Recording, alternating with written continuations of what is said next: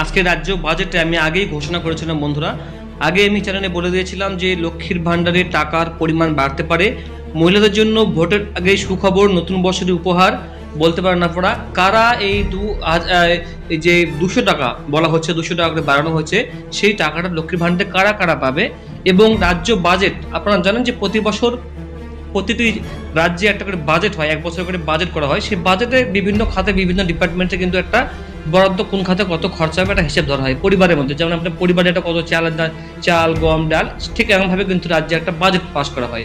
পুলিশের, দমকল, school, library থেকে শুরু করে বিভিন্ন দপ্তর, যেমন সামাজিক সুরক্ষা প্রকল্প, যেমন লক্ষ্মীর ভাণ্ডার। তো লক্ষ্মীর ভাণ্ডারও কিন্তু 200 টাকা বাড়ানোর কথা বলা হয়েছে, এমনটা কিন্তু খবর প্রকাশিত হচ্ছে। আমরা এবার অফিসিয়াল বিজ্ঞপ্তি দেখে নেব যে বাজেটটা পেশ হয়েছে আজকে পেশ হয়েছে বাজেটটা। সেই বাজেট আমাদের হাতে রয়েছে। তো আপনারা লাইভ দেখুন বন্ধুরা, দেখতে পাচ্ছেন আপনি এখানে পশ্চিমবঙ্গ সরকারের লোগো দেখা যাচ্ছে। এখানে আমি টুকরো স্ক্রল করবো। বাজেট পেশ করেছেন চন্দ্রিমা ভট্টাচার্য।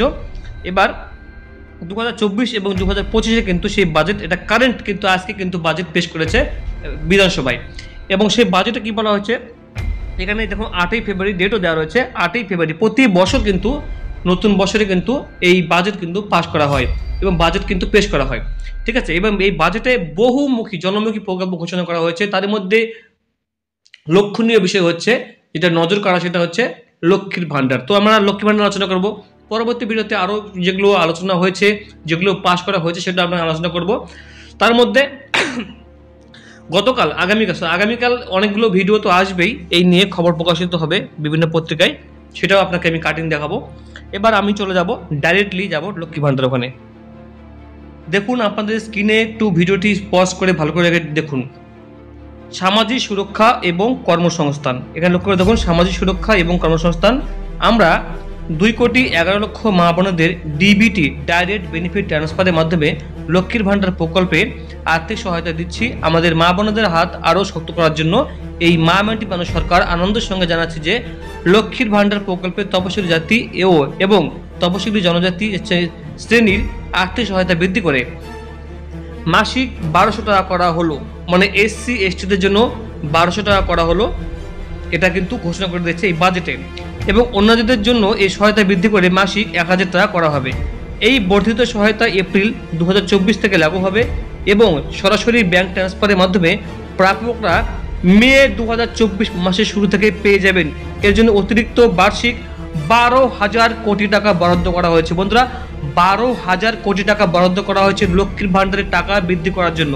কারা পাবে লক্ষ্মীর ভাণ্ডার? যেমন আগে 500 টাকা দেওয়া হতো এবং 1000 টাকা দেওয়া হতো। SC STরা 1000 টাকা পেতেন এবং জেনারেল কাস্টের মহিলারা 500 টাকা পেতেন, সেটা বন্ধ হয়ে গেল। এবারে যারা SC ST যারা মহিলা আছেন তারা প্রত্যেকে কিন্তু 1200 টাকা পাবে। অর্থাৎ তারা আগে 1000 টাকা পেতেন, এবারে তারা কিন্তু 200 টাকা বাড়ানো হলো, তার সঙ্গে 1000 প্লাস 200 অর্থাৎ 1200 টাকা তারা পাবে। এবং অন্যদের জন্য এই সহায়তা বৃদ্ধি করে মাসিক 1000 টাকা করা হবে। অর্থাৎ ডাইরেক্ট 500 থেকে আরও 500 যোগ হয়ে গেল। অর্থাৎ যারা 500 পাচ্ছিলেন তারা 1000 টাকা করে প্রতি মাসে পাবেন। এই বর্ধিত সহায়তা এপ্রিল 2024 থেকে লাগু হবে এবং সরাসরি ব্যাংক ট্রান্সফারের মাধ্যমে মে মাস থেকে টাকা কিন্তু দেওয়া শুরু হয়ে যাবে। এর জন্য অতিরিক্ত বার্ষিক 12,000 টাকা বরাদ্দ করা হয়েছে। 60 বছর অতিক্রম করলে লক্ষ্মীর ভাণ্ডারের প্রাপকেরা সোজাসুজি বার্ধক্য ভাতার আওতায় চলে আসবেন। সেখানে আপনারা কিন্তু 1000 টাকা করে পেতে শুরু করেন। এর জন্য আপনাকে নতুন করে ফর্মটা করার কোনো প্রয়োজন পড়বে না। বন্ধুরা আপনার কেমন লাগলো আপডেটটি অবশ্যই বন্ধুরা কমেন্ট জানাবেন। এবং আরও ভালো ভালো অফিসিয়াল আপডেট আছে, কোনো ফেক ভিডিও, কোনো কাটিং ভিডিও না, একদম সরকারের যে অফিসিয়াল যে বিজ্ঞপ্তি, নোটিশ, বাজেট, সেটা আপনাকে দেখাচ্ছি স্ক্রিনে। তো বন্ধুরা আপনার কেমন লাগলো অবশ্যই এটা এই এত সুন্দর ভালো খবর জন্য বন্ধুরা লাইক, তো অবশ্যই লাইক, শেয়ার, কমেন্ট এবং সাবস্ক্রাইব করে বন্ধুরা পাশে থাকবেন। অসংখ্য ধন্যবাদ।